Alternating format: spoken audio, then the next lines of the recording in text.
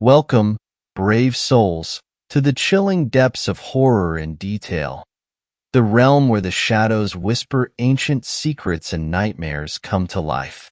I am your guide through the darkness, and on this channel, we delve into the spine-chilling world of werewolf horror stories that will send shivers down your spine. First story. The Georgia Werewolf, unexplained to this day. One of the more curious paranormal incidents in Georgia is the Georgia werewolf Emily Isabella Burt. Apparently, Ms. Burt was a resident of Talbot County, a rural county in southwest Georgia between Macon and Columbus. The Burt family, a wealthy and prominent family in the Talbot County community, had several children. Of all of her children, it appears that Emily Isabella was the one with the most problems. For one, she had inherited a lot of physical traits from her father, including dark hair and bushy eyebrows. However, she was said to have had sharp, white canine teeth that made her smile quite disturbing. In one report, Roberts claims that Emily Isabella's mother took her to a local dentist to see if the teeth could be altered in any way. He could do nothing for her. Soon afterwards, she fell ill and suffered from restless nights. Emily is said to have strangely wandered the county during her restless nights. Legend has it that the beau of one of Emily Isabella's sisters, a William Gorman, reported to the Burts that something was killing his sheep. Fearful that this may soon be happening to her animals, Mrs. Mildred Burt became quite concerned. On ensuing visits, Gorman would recount stories about more sheep killings, and that some of his cattle were killed as well. He was concerned about the killings and decided to take action. He reported that he was going to be putting together what amounted to a posse. Their intentions were to shoot and kill whatever beast was doing the damage. Emily Isabella was unusually interested in what was going on and what events had transgressed in the hunt for this animal. On the night of the big hunt, Mildred Burt, who also had inherited more than a few guns and was a great markswoman, went out with her pistol. She apparently suspected that Emily Isabella was somehow involved with the killings, and she wanted to be prepared for anything. As she was near the area, an animal lunged for her and she fired. It ran away. Interestingly enough, the next morning, it was reported that Emily Isabella had a bullet hole in her left hand.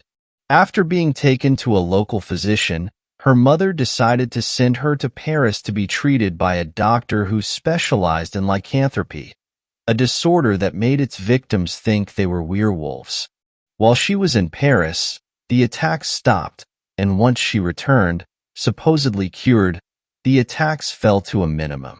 Emily died in 1911, and is buried in a small cemetery out in the wilderness of Georgia. To this day, a number of paranormal incidents are reported in the area, with the grave itself generally believed to be haunted by the ghost of the werewolf.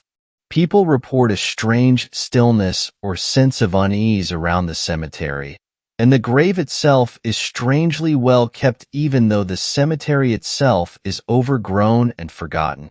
Others have reported that when small tokens, chips of stone, etc., are taken from the cemetery, bad things happen to those people not long afterward. There are even some people who note that even just talking poorly of Emily or her family cause the same problems to happen, as if the werewolf does not want others to speak ill of her. Second story. There's a hellhound that lives in the backwoods of Colorado, so be wary when you visit. So about 3 years ago, I got a Kangal puppy and a Timberwolf and Alaskan Malamute mix. They both absolutely love my niece that I now have to take care of since my brother passed. My wolf hybrid is very trained too, and I have a lot of experience with training canines, so I used it to train her, and she loved my niece and was always as gentle and caring as possible. My Kangal's name is Mjolnir after Thor's hammer from Marvel Comics, because Mjolnir is absolutely immovable when he wants to lay somewhere. My wolf hybrid's name is Jessie. We got Mjolnir and Jesse when they were puppies when my niece was 8 years old. I live in the backwoods of Colorado where your only neighbors are a mile or 3, drive down the road but still far. One day when my daughter was walking them and playing with them in my giant field that looked more like a blank plot of land without anything in it than a yard. I was doing dishes and was able to see her for most of the time she was out there. I wasn't too worried because at one point in time when Mjolnir and Jesse were playing with my daughter outside while I was repairing my gutters, a pack of 4 coyotes showed up. I was doing some lawn work and was listening to music, and it was only until I felt a loud body-shaking bark from Mjolnir that I found out what was happening. I turned around and saw my niece running towards me while Mjolnir and Jesse followed her, but followed her while being turned around, so they could have her back. I picked her up as soon as I saw her running towards me and put her inside my house for safety. Right as I closed the door, I heard 2 different sets of yipping and neither were my dogs. I went back out there to help my dogs get rid of the coyotes or get them to run away. I didn't notice at the time because I was panicking, but one of the coyotes put a gash on my niece's arm. When I had gotten over to the coyotes with my dogs, the coyotes had already been running away, but Mjolnir and Jesse ran right in front of them to stop them. I've had to kill a rabid wolf or 2 in my times of living in the Rocky Mountains, and any time I see a wolf that was trying to attack me, it didn't look friendly. I saw my dogs circling the coyote pack, growling and snarling worse than anything Eve heard a dog or wolf growl. Mjolnir and Jesse didn't want them to leave. They were out for blood and any and all heads associated with the coyotes gashing my niece's arm. My niece was only 10 at the time, so she was very vulnerable. The coyotes kind of huddled together, but one of them decided to bite at my wolf hybrid. Well, if you live in the country and have to deal with wolves or coyotes or both, you'd know a single wolf in peak condition could most likely kill 2 coyotes on its own, with battle scars of course. But once that coyote tried to nip at Jesse, all hell broke loose. Without hesitation or thought, Jesse latched onto its neck after ducking the coyote's bite and ran through the pack of coyotes with a "Save me, I'm dying for fuck's sake" yipping coyote in her mouth. Mjolnir wasted no time, and as soon as their huddle stopped, he almost got bit by one of the coyotes. But as the coyote reached to bite his face/neck, he opened his mouth as far as possible. I was about 30 meters of running away from them, but I could see and hear Mjolnir's snap from his jaws. The coyote intended to bite him, but instead got an ironic case of karma. Mjolnir snapped his jaws probably as hard as he could and completely and cleanly bit the coyote's jaw and snout off. The other 2 coyotes saw the slaughter and tried to run away. The other 2 coyotes were long gone and dead at the time when the other 2 tried to run away. Mjolnir and Jesse saw them try to run away, and yet again, my dogs chased after them. I wasn't able to catch up with them or even shoot at them without possibly harming one of my dogs. Mjolnir was a gigantic dog. Even for a Kangol, he was probably bigger and stronger than a top-of-the-genetics line Kangol. It shocked me that they were so violent to the coyotes, seeing as they had never even bit each other or even nipped at my niece or me. They were very calm, caring, and sweet dogs. Attacking my niece must have set them off because they ran off into the woods near my house tailing the coyotes, and I didn't see them until an hour later. After they left, I saw some blood on my hands and knew it was my niece's.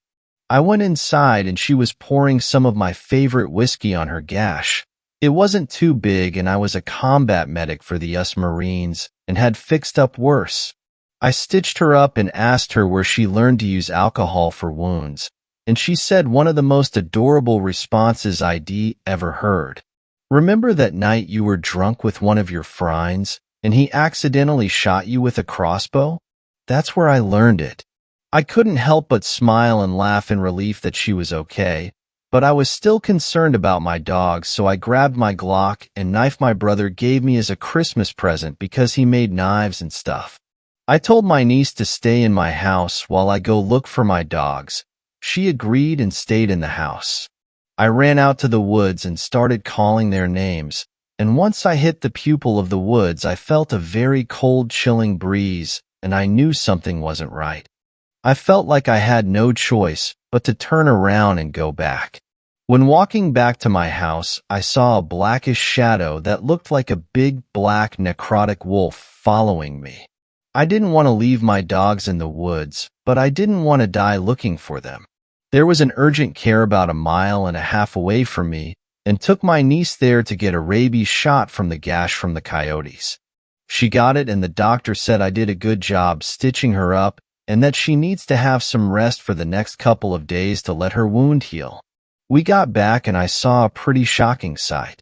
I saw Jesse and Mjolnir standing over 4 more dead coyotes, as if they intentionally went out to hunt for any and all coyotes they could find. There were about 6 dead coyotes in my yard at that point. Both of them were absolutely drenched in blood. The whites of their fur were turned into a dark red and a light brown from the coyotes. Yet neither had a single wound more than a small scratch that wasn't even from the coyotes. Looked more like they got caught on a sharp branch while running. My niece ran up to them happy and excited, then got sad when she saw the dead coyotes, but her sadness was overshadowed by her relief to see my dogs. My dogs looked very worn out and tired. Yet they walked up to her in relief too to see she was safe. Jesse laid down at her feet, and Mjolnir just sat there with his head down out of exhaustion, while my niece petted both of them. What was the point of that story? Well, mostly for the part where I saw a huge necrotic wolf out of the corner of my eyes in the woods while looking for my dogs. It was very bright outside, especially since it was 4 p.m., so I couldn't see its eyes or even look at it directly, or else it'd disappear. When I was doing dishes a couple months ago, my dogs and niece were outside playing like usual when suddenly all 3 froze. That was very out of character for all of them. I felt something was wrong. The same chilling cold breeze when I was in the woods looking for my dogs. I started to hear growling from my dogs and heavy stressed breathing from my niece. I grabbed my Glock and knife and went out there as fast as possible. I saw a wolf that was as bigger than a grizzly bear, but it was missing whole chunks of fur missing. The fur that was there was matted, and the skin that showed looked black and necrotic. Its eyes were bright orange/red. It stood there calmly, no signs of aggression from it, but I could feel its evil intentions. I started shooting at it, but didn't land a single shot because I was in pure astonishment and panic. It came closer to my dogs and niece, and I stepped in front of all of them and shot it in the chest. The shot stumbled it a little bit, but didn't look like it did really anything to it. I told my niece to go inside because I could tell that the hellhound's gaze was set upon my niece and nothing else. It was just slowly walking towards us, and I kept shooting. My dogs went in to attack it, and as soon as that happened, my niece ran inside and my dogs were latched onto its huge neck. It wasn't bleeding, nor was it acknowledging the 2 big-ass dogs on its neck, but they did stumble the huge fucker. The hellhound that I'll call Cerberus, if you know Greek mythology then you'll know, bit Mjolnir's tail and flung him across my yard and then shook off Jesse. At this point, he was quickly walking towards my house as if I wasn't even there. I reloaded my clip and continued to shoot at it. I was out of clips and only had a knife, so as best I could I jumped on its back and started stabbing it in the spine to try and paralyze it. That didn't work, so while Cerberus was trying to throw his head back to bite me, I stabbed him at least 5 times, all where you'd assume a wolf's major arteries were. My dogs got up and collectively went for Cerberus' front legs. It knocked the beast over on its side. Cerberus didn't even flinch or yipe. My dogs began tearing into him, trying to kill him best they could. I saw the same ferocity from my dogs when those coyotes attacked. I stood up while my niece was screaming from inside my house, but was more focused on the huge demon beast trying to kill us. I stomped on its rib cage a couple of times and stabbed it even more. It just stood up and shook me and my dogs off. I couldn't get my knife out of its chest, so I figured the only options I had left were to kick it in its face. So here I am, a 6 feet 3 inches, 310-pound man of nearly pure muscle, BMI of 12%. About to roundhouse kick a whole fucking hellhound right in its shit, and this thing was a lot bigger and a lot heavier than a grizzly bear. And just as I kicked its head, it just looked at me as if a fly landed on him. He looked angry, and for the first time I'd seen him, he wasn't calm. He was angry and growling at me and got in my face snarling. I was scared and was about to run when my dogs came up and kept attacking him. Then all of a sudden, I hear a howl from in the woods, not a wolf or dog howl. A lot louder than that. It sounded like a wolf trying to call its pack. Cerberus, Mjolnir, and Jesse stood still and froze. My dogs looked relieved and excited, but Cerberus did not. Cerberus got very submissive and defensive and started to slowly walk away while my dogs kept growling and barking at him. I would have thought that the howl was from one of Cerberus' pack, but the way he was acting said otherwise. I saw something moving in the trees around my house, and Cerberus was growing more and more fearful of what was coming. Cerberus watched the moving branches and treed as I did and started growling towards them, no longer concerned with me, my niece, or my dogs. He tried to sprint away, but to no avail. I saw 3 pure white beings that I swear to God are werewolves come out bolting towards Cerberus. They surrounded him with one at each corner he could try and escape through. These white werewolf things were about the same size as Cerberus, and the biggest one towered over Cerberus even while crouching. They didn't seem as tough as Cerberus, though. They were still a hell of a lot stronger than a hollow point from a Glock, surprisingly. They had long, wickedly sharp claws. They were relentlessly attacking Cerberus with claw slashes and bites, and even at one point the big one got a teep kick right to Cerberus' face. Cerberus may have been tougher than all 3 of them, but definitely wasn't stronger than them. A repeated combo of claw slashes, bites, and other crazy shit those werewolves did, and eventually got Cerberus to run away limping. My dog somehow jumped into the fight against Cerberus. Meanwhile, I was trying to figure out when the fuck I was transported to the supernatural universe. My dogs and the werewolves kept growling and barking at Cerberus until they were sure he was gone. I had gotten back inside after, because there's no way in hell I'm gonna be in the same area as 3 gigantic werewolves. I was starstruck that my dogs didn't have a problem with those werewolves around them. Once Cerberus was gone, my dogs ran up to my door howling for me to come out. And despite of what everything I knew told me, I went out there. The werewolves were walking upright towards my house, and so I grabbed a shotgun and pointed it at them. Mjolnir put his paw up on the gun and tried to lower it. The werewolves weren't concerned about me or my niece. They were concerned about my dogs. The biggest one, that I assume is their alpha, got on all 4s and walked up to my dogs and then stood upright. He raised his hand to my dogs and petted them, and then knelt down and shook his head at me like he was non-verbally saying yes, while he had a 12-gauge Mossberg pointed at his head. My dogs were excitedly licking the werewolf as if they'd seen an old playmate or friend after not seeing them for years. The other 2 werewolves laid behind the alpha as if they were sleeping. I was flabbergasted, in all honesty, and didn't know what the hell to do. Before leaving the front of my house, the alpha handed me an odd necklace that looked like a master craftsman made it. It was a wolf's tooth, but a lot bigger. The tooth was in a metal casing of sorts with a string that looked and felt like silk. You could clearly see the bright white wolf's tooth, and the metal surrounding it was covered in Norse, Celtic, and other weird runes and symbols. After handing me the necklace, while I was still shaking, he pointed at my niece, who was looking in amazement through my window, and then pointed at his chest, presumably telling me she should wear it from now on. The 3 werewolves, now covered in black blood, all went to the center of my yard and howled.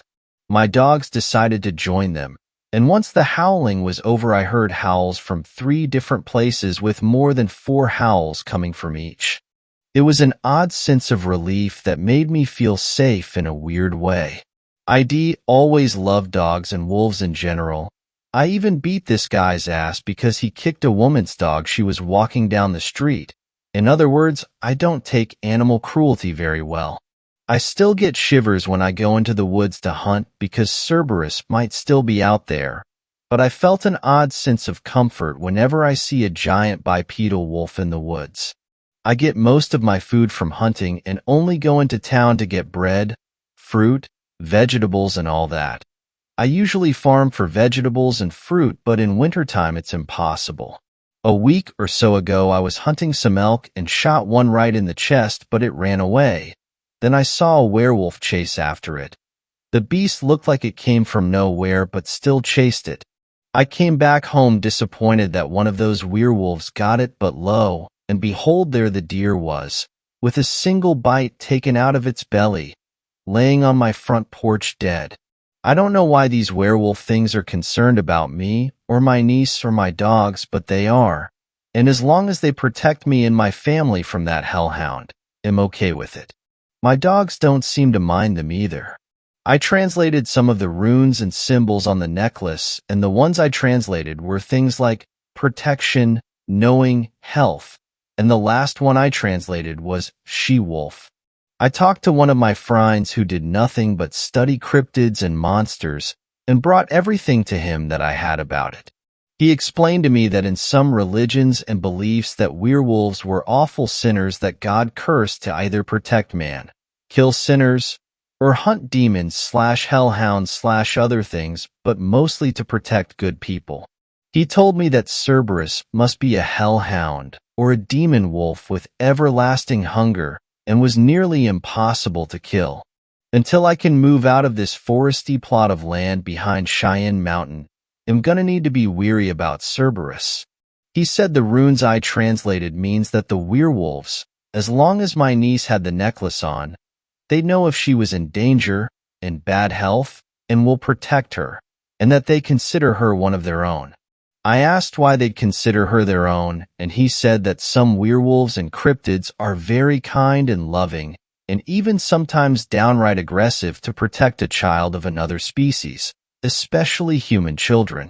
I asked him what that had to do with them considering her their own, and he said that my niece and the werewolves must have had many pleasant previous encounters. I went home and asked her about it because she never mentioned anything like that. Apparently, she thought werewolves were a normal, everyday thing in the woods.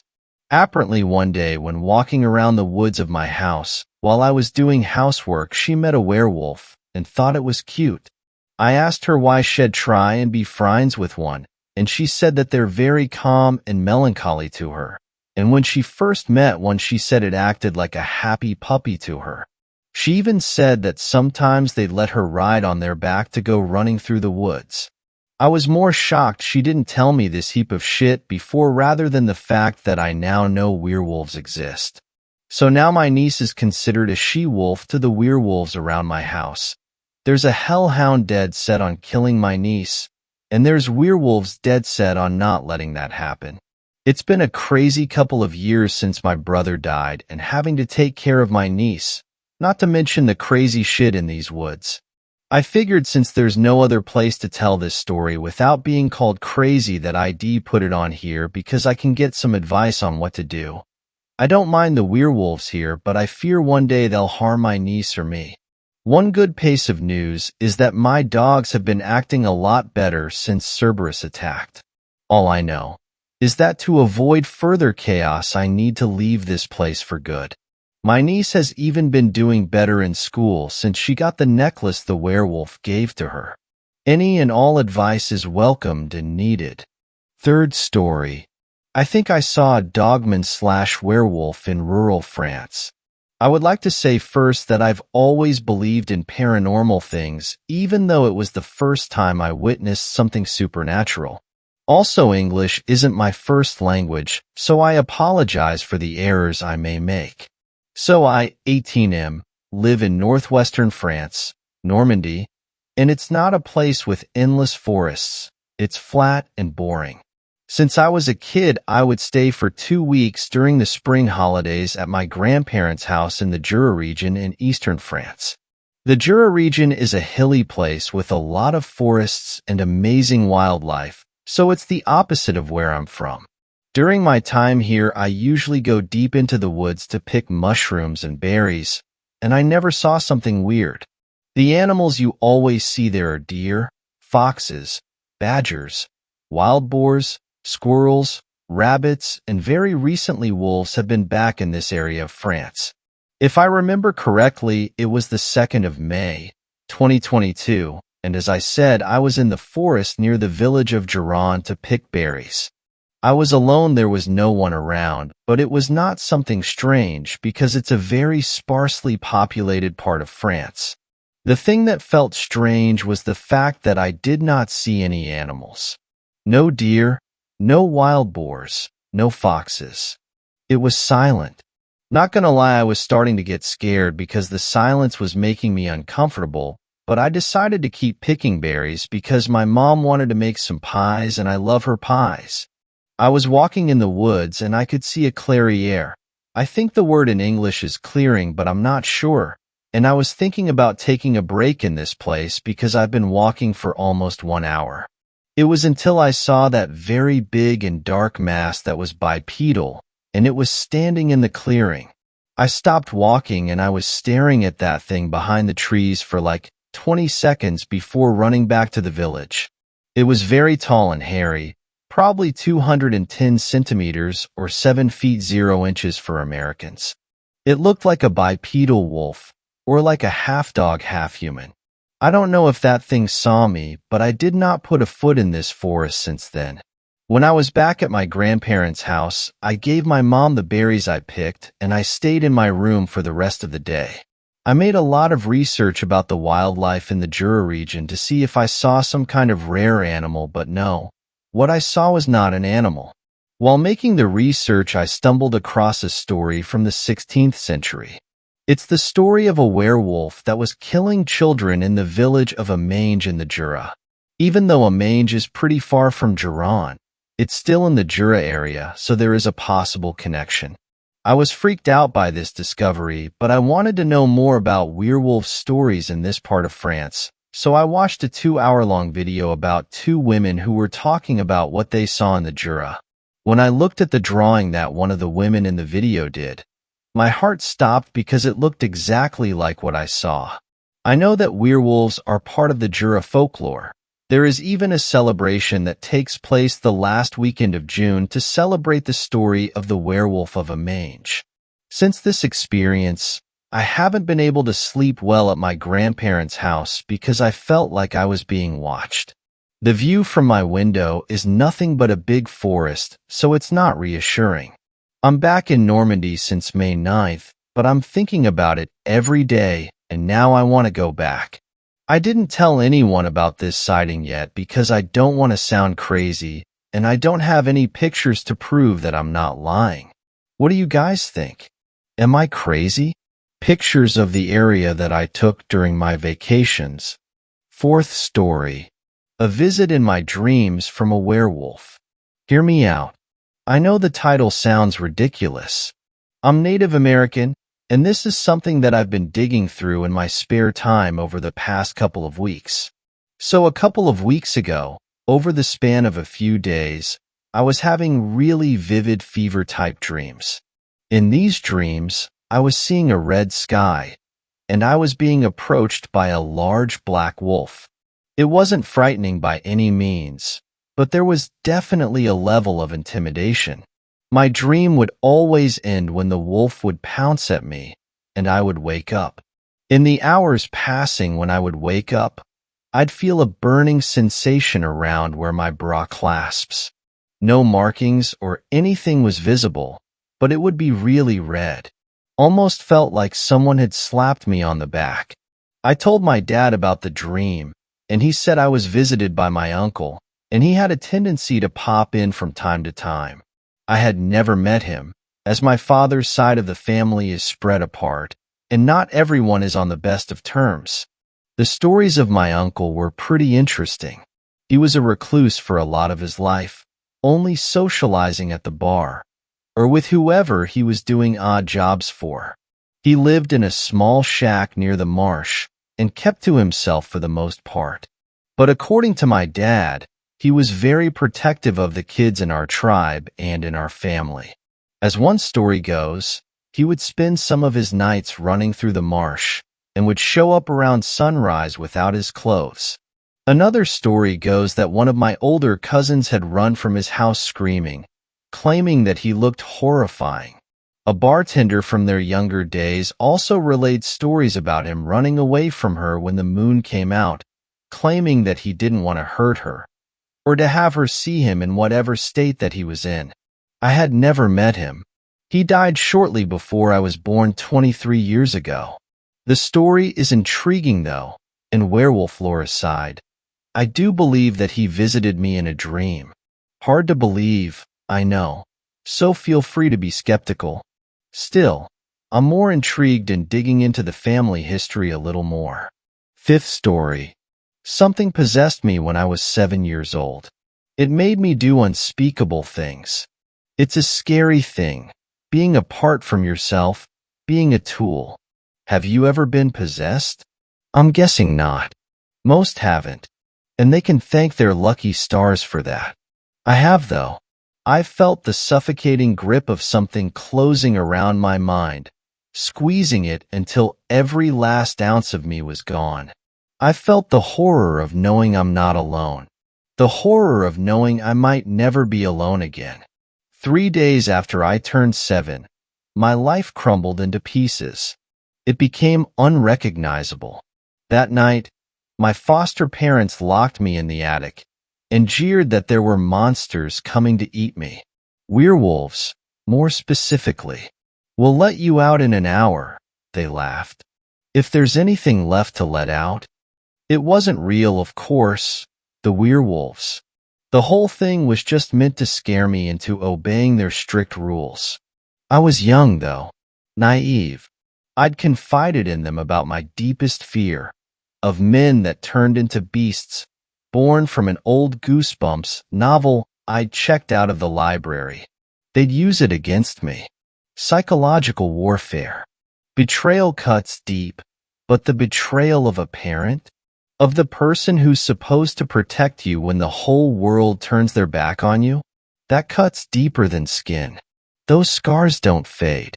I spent my first minutes in the attic screaming and crying, beating my fist against the door, but they threatened me with 6 hours in the corner, standing on my tippy toes if I opened the hatch. I knew what that meant. You deserve this, they told me, from the other side of the hatch. You know damn well you're supposed to keep your eyes closed during Sunday prayer. A pause. A deep breath. You embarrassed us, not only in front of the church, but in front of Father Andrews too. Shame on you. It was true. At least, it was true that I'd opened my eyes. I was a distractible child, later diagnosed with attention deficit disorder. What was I supposed to do? That didn't matter to them, though. In their eyes, not only was I disrespecting the law of the house, I was disrespecting the law of the Lord. That made punishing me easy. It made it an act of God. Do I really have to stay up here a whole hour? I whimpered, gazing warily across the sea of darkness. The light in the attic hadn't worked for years. That depends, my foster mom replied. If the werewolves get you first, you might only be in there for 10 or 20 minutes. Who knows?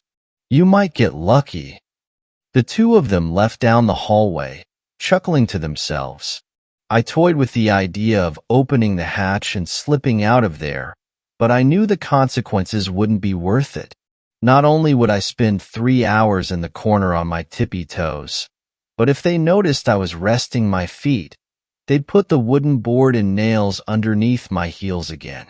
I'd been there before.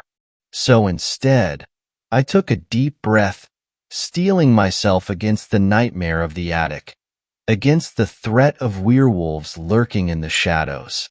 I took a deep breath, and I threatened them. "I'm not afraid of you," I called out. "I'm a monster too, you know." It was a lie, but a comforting one. The only thing I knew capable of harming a werewolf was a silver bullet, and I had precisely none of those. So the next best thing seemed convincing them I was too tough a target to hunt. After all, running wasn't an option. I began my punishment waiting near the hatch, panicked and full of adrenaline. I waited for a howl or growl to meet my ears, for the sounds of my doom to come out and greet me, but they never did. After I'd made it 10 minutes without being eaten, I decided to get riskier. I decided I'd venture beyond safety of the hatch and try to improve my situation. The light switch was far beyond my ability to repair, but finding a flashlight was still a possibility. There was enough junk in the attic to fill a small museum, so it stood to reason that there might be a light hiding in one of its many teetering boxes. I closed my eyes. I took a breath. I mentally prepared myself for the hardest voyage I'd taken thus far in my short life. I stepped forward, into the dark. My footsteps groaned as I crept through the attic. I stumbled around blindly, holding my arms out and praying I didn't encounter anything with fur. A few steps into the journey, I bumped into an old table that, from the feel of it, was draped in cloth. My hands felt across its surface, desperately hoping to find a flashlight, but instead finding a nightmare. 8 tiny legs dashed across my skin, skittering up my hand and toward my arm. I yelped, falling backward and shaking the spider loose like a sticky grenade. Then I slapped my hand 5 or 6 times, just to be sure. "You're kidding me, Frank." A voice boomed from beneath me. "Keep that up and you won't just be out of job, you'll be out of a wife." I listened as the laugh track to my parents' favorite sitcom kicked in downstairs. My foster mom, Sharon, shrieked in amusement, while my foster dad, Joey, grunted. I wasn't allowed to watch TV, but I often wondered if the show was as funny as my mama made it seem. "It's not," a voice replied. "What? You deaf?" I said it's not. I jumped, stumbling backwards into a mess of cobwebbed boxes. "Who's there?" I asked, panic seeping into my words. "I'll do nothing," the voice sneered, suddenly beside my ear. I hollered and scrambled away from it, my head colliding against the sloping roof on the far side of the attic. Pain exploded across my skull. I groaned. My vision swam. "Hello?" I said, gazing in mounting dread toward the source of the voice. In the dark, I couldn't see a thing. "I'm a werewolf, you know," I said, my voice shaking with counterfeit authority. "It's a full moon tonight, so I'd watch out if I were you." "No, it ain't. And no, you ain't." Something thumped beside me, and my heart skipped a beat. Another thump. Thump, thump, thump. The floor beneath me trembled, reverberated. The attic hatch, I realized. Somebody was knocking on it. "You better not be breaking anything up there," my papa shouted from the other side of the hatch. "If I hear any more banging around, it won't be the werewolves you need to be afraid of. I'll beat your ass myself." I swallowed, pressing myself into the far corner of the attic, making myself small. "There's somebody up here," I called back. "I need you." "You're not only disrespectful," came the reply, "but a liar now too?" He whistled, and I could almost see him shaking his head in mock disbelief. "That sounds like you've just earned another 20 minutes up there." No. "Please, I don't want to hear it," he growled. His footsteps faded as he walked back downstairs. A minute later, I heard my foster mother ask what I'd broken. "Nothing," Papa replied. "If he doesn't want to go to school with a black eye tomorrow." "You're not safe here," the voice said. this time a few feet in front of me. It was low, raspy. It sounded hungry, not safe at all. "Leave me alone," I pleaded, wanting to throw something at it, but afraid of what my foster parents would do to me if I did. I wasn't kidding about being a werewolf. "I can make you safe, you know." A prickling sensation swept across me, deepening with every word the voice spoke. "I can make all of this pain go away. Doesn't that sound nice? You just have to say the word, and then poof, you're home free." "The word?" I repeated, confused. "That's right, the word. You know the one. The one you say kneeling beside your bed every night, praying to the big guy in the sky." "Amen?" Laughter echoed around the attic, erratic and mocking. "Amen? I meant the other word, the one you mutter with tears in your eyes and fear in your heart, afraid your dear parents might hear you say it out loud." I pursed my lips, a terrible feeling growing in my gut. Suddenly, the voice felt so much worse than a simple werewolf. It felt like it was manipulating me, testing me. "I don't cry when I pray," I said defiantly. "I don't know what you're talking about." The voice stepped forward, and the entire house rattled against its weight. Dust drifted down from the rafters. The floorboards squealed. It was loud. Too loud. "The fuck did I just tell you, boy?" Joey shouted from below. "If I have to get up from this couch, you're gonna wish there really was a lock on that hatch." I swallowed, desperately praying that this terrible voice would just leave me alone. "Go away," I told it. "Just leave me be." No. It took another step forward, and another shock wave rippled through the house. The frame trembled with a low rumble. "I'm not going anywhere. You're stuck with me." "He's gonna be mad," I whimpered, pressing my hands to my ears and shaking my head. "Stop making so much noise. He'll hurt me." A sound met my ears, dull and low, like a cardboard box sliding off of another cardboard box. My heart froze. "Don't." A symphony of glass shattered my pleas. A second later, another box tipped. Something tumbled out of it, obnoxious and heavy, rolling across the floor like a bowling ball. "I'm going to make you believe," the voice laughed. "No matter what it takes." No. Beneath me, the TV went silent. Muffled voices rose from the living room, and the sound of snapping leather met my ears. "Nothing in him that my belt won't fix." "Why are you doing this?" I hissed into the darkness. "Why are you making them hurt me?" Tears welled in my eyes as I prepared myself for the discipline that was coming my way, for the pain. Footsteps thundered up the stairs. No. I called down, desperate and afraid. I didn't break anything. It wasn't me. Panic stole my senses. This wasn't fair. I didn't deserve to be punished. I was good this time. I made sure of it. "Say the word, boyo," the voice said, jovially.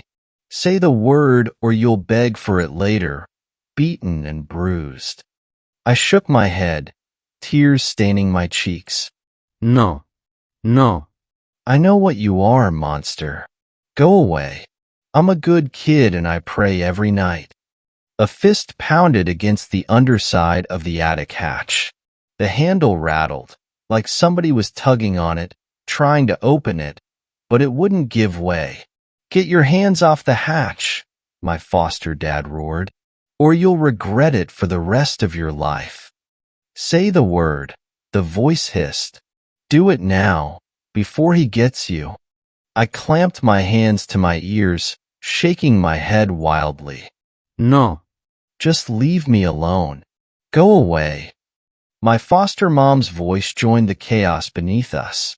"What's he done now, Joey?" she asked. "Locked himself up there? Well, he can just stay up there for the rest of the night then, trapped with the werewolves."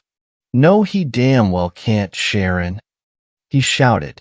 I've got valuable things in those boxes, and the little shit stain's destroying them. My foster dad grunted, and the attic hatch squealed as he pulled against it with his entire weight. Running out of time, the voice said, closer to me now. Tick-tock. Say the word, or you'll pay for this in blood. Who knows when he'll stop beating you? Hopefully before you drop dead. I screamed, collapsing onto the floor and bawling, clutching my hands over my ears. Stop it, I shrieked. Stop it. There wasn't any escape. Threats surrounded me. My foster parents below. The voice in the attic with me. One wanted to physically hurt me. The other wanted to turn me from God. To make me admit I didn't have the faith I claimed to have. I just wanted them both to go away. Forever. I just wanted to go to my room and play with my action figures and read my storybooks. I just wanted to be a normal kid again, with a normal family. A creak sounded, followed by a snap of wood. Light flooded the attic, and I gazed in horror toward the newly open hatch. He had managed to pull the steps free. Little fucking shit, my papa snarled. I'm gonna teach you a lesson. Lord knows that he deserves it. My mama chimed in. She sounded eager. Ernest. He's been disobedient since he got here last July. You need to quit going easy on him. No. I howled, staring toward the hatch. Papa Joey's face appeared above the floor line, stomping up the steps, eyes bulging. He looked wild with rage. In his raised hand, he held a belt, its large metal buckle gleaming in the downstairs light. Little fucker, he growled. You'll wish you were still living with that drug addict mother of yours. I scrambled back into the far corner of the attic, my heart pounding out of my chest. Cobwebs tickled my skin, but I didn't care. How could I? I had bigger problems. This time, Joey said, stepping toward me and raising the belt. I'm not gonna stop until you bleed. I recoiled, raising my hands defensively as tears gushed from my eyes. A word fell out of my lips, a single, piercing word that I shrieked with everything I had, even though I knew it wouldn't change a thing, because it never had. Help! I screamed. That's more like it, the voice said, dripping with sudden violence. Took you long enough. I woke up in a large, white bed. A man in a robe stared down at me with cold, calculated eyes. He looked angry. He also looked familiar. Look who's up, Father Andrews said dryly. It only took you 4 days. I blinked, bleary-eyed and unsure of what was going on. 4 days. I said groggily, Father, where am I? You're in the hospital, Alex. He nodded to the other beds in the room. Do you remember what happened? Something happened? A memory crossed my mind, of a belt and Joey's angry face storming up the steps. I remembered feeling like I was in a lot of trouble. I remembered feeling afraid. Am I okay? I asked. That depends, Andrews said with a frown. Do you feel okay? I feel tired, and my head's a bit sore. His eyes bored into me. Do you feel like yourself? I squinted, my mind beginning to catch up to the situation. Memories lurched out of the dark spots of my mind. Memories of a voice, of a malevolent presence, tempting me to admit I'd been crying during my prayers. Now I was here, in the hospital next to a priest. What happened? I asked, more urgently. Even at 7, I could paint a decent picture of what was going on. The doctors have been in, Andrews explained. You'll be happy to know that you're fine, physically, and they'll be happy to know you've woken from your coma. Coma? I had no idea what a coma was, but I didn't have time to find out. I had other questions I needed answered. Where's Mama Sharon and Papa Joey? I asked. Are they mad at me? A sinking feeling formed in my gut. After the voice had destroyed so much of the attic, my foster parents were bound to be furious with me. I'd probably get a second helping of discipline when I got home. Joey and Sharon are dead, he said. I stared, the gravity of the word beyond my understanding. What do you mean?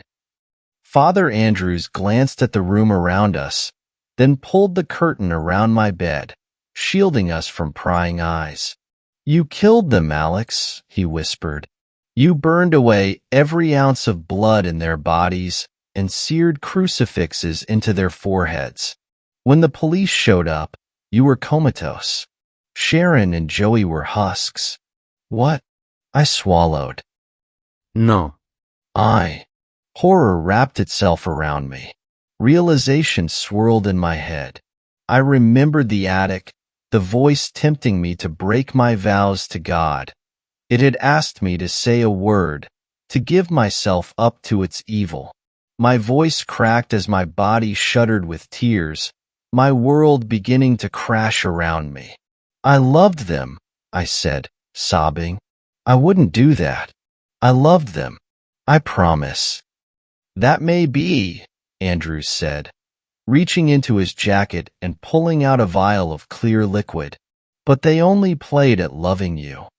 He unstoppered the vial and doused me in its contents. I recoiled. Stop that. It's holy water, he explained. He gave the vial a gentle shake in front of me, showcasing the small amount of liquid left inside. I've poured most of this vial onto you over the past 3 days, but it's never had any effect. Do you know why that is? Holy water. I racked my mind. I'd heard of that in Sunday school. It was meant to protect against demons and other terrible things. Understanding dawned on me. I gazed up at the Father, horrified, shaking my head as though if I just denied it hard enough, then I could make it all go away. I knew better, though. So did he. The way Andrews looked down on me told me he already had a good grasp of the situation. He knew, and now he was challenging me to lie about it, to prove that I was still possessed. I talked to a demon in the attic, I blurted out, guilt twisting inside of me. My lip curled and tears poured out of my eyes. I'm sorry. I'm sorry. I gave myself up to it. I'm so sorry. I didn't mean to say the word. I didn't know. He grabbed me by my shoulders, his eyes urgent. The word? You said a word? I nodded, wiping my runny nose on my sleeve. It wanted me to say it. What word, Alex? I don't think I should say. Andrews leaned closer to me, his mouth to my ear. Even though his voice was quieter, it felt more menacing, more serious. What was the damn word, Alex? Say it now. I shuddered. I'd never heard Andrews curse before. If I say the word, I stuttered, the demon might come back and... The Father snarled, gripping me by the front of my hospital gown. Say the bloody word. He tore the crucifix from his necklace and pressed it against my forehead. Enough excuses. Help, I whimpered. I'll help you once I'm sure. No, I said. That was the word. I asked for help. Help. He stared at me blankly, as though processing something. You asked for help? I nodded, shaken. He heaved a sigh, releasing me from his grip and pocketing his crucifix. Oh, Jesus, he muttered. He ran a hand through his hair, then back over his face. He smiled at me. Thank God. I blinked. For what? You really were possessed, Alex, Andrews said, resting a hand on my arm. He took a deep breath, and when he spoke again his voice was softer, consoling. Some force took control of your body in that house. It used you to commit unspeakable acts of violence against your parents. Through you, it killed them. My heart fell. There was no running from the truth now. My body quaked with the fresh onset of tears, and my reply came between ugly, choking sobs. Am I bad now, Father? I asked. Will I always be possessed by that demon? Demon? Andrews said, taken aback. He gazed at me for a moment before shaking his head and pulling me into a tight hug. Heavens no.